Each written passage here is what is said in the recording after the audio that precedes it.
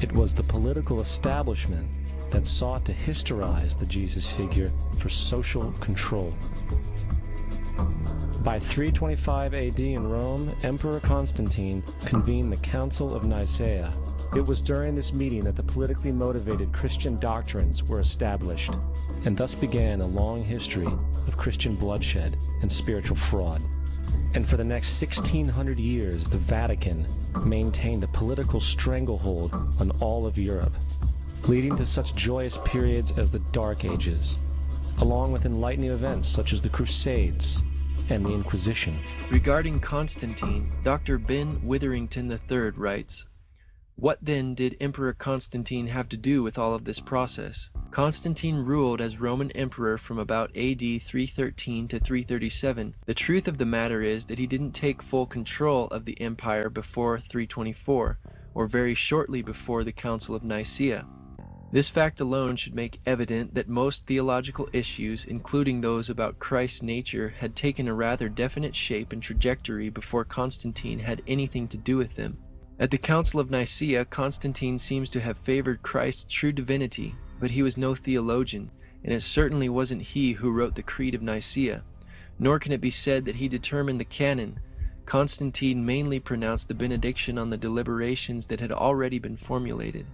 Zeitgeist is correct about the Roman Catholic Church's long history of bloodshed throughout the Dark Ages, the Crusades, and the Inquisition. However, these facts do not negate the credibility of Christianity, but rather demonstrate the sinfulness of man. Regardless of how later professing Christians behaved, Jesus taught his followers to love all people, including their enemies, and to remain peaceful with all people at all costs.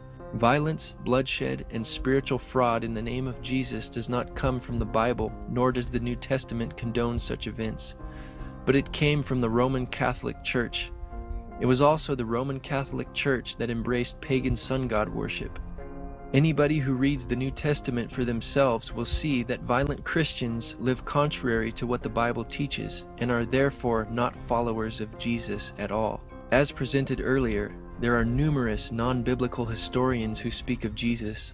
Thus, it was not the political establishment that sought to historize Jesus. This is not to say that the Bible has not been perverted and taken out of context by the political elite for social control throughout history and even today. In the secret FEMA plan to use pastors as pacifiers in preparation for martial law, this debriefing tells pastors to help implement FEMA and Homeland Security directives. FEMA directors told pastors to preach specific passages to their congregations like Romans 13, the Bible passage often taken out of context by dictators like Hitler to hoodwink Christians into supporting him. While the Bible teaches in Romans 13 and 1 Peter 2 that God has given law enforcement officials of worldly governments the right to enforce penalties of crimes and to go to war against other nations, this is not a Christian duty. The Bible does not teach Christians blind submission to authority, but in many cases to resist the ordained powers in order to obey what God has commanded.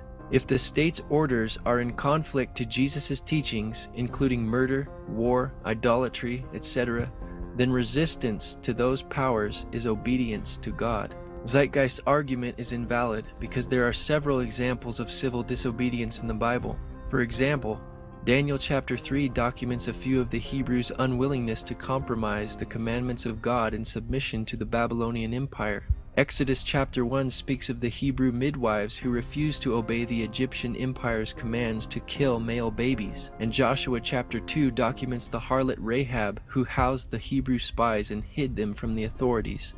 The book of Acts is full of examples of how the apostles of the early Christian church disobeyed the Jewish authorities in order to preach the gospel. Peter taught to obey God rather than men.